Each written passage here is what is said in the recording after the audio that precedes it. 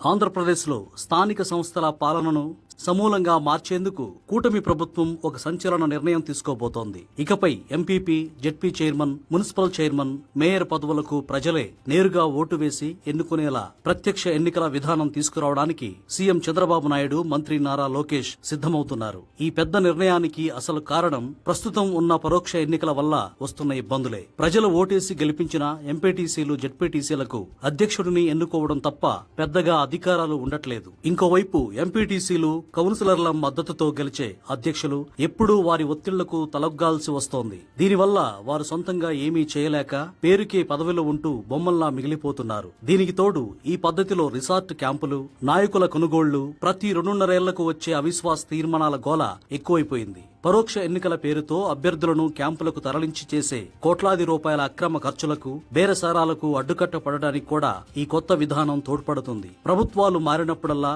పదవుల కోసం జరిగే ఈ రాజకీయం వల్ల ఊర్లలో రోడ్లు, మంచినీళ్లు, డ్రైనేజీ లాంటి పనులేవీ జరగక అభివృద్ధి ఆగిపోతోంది.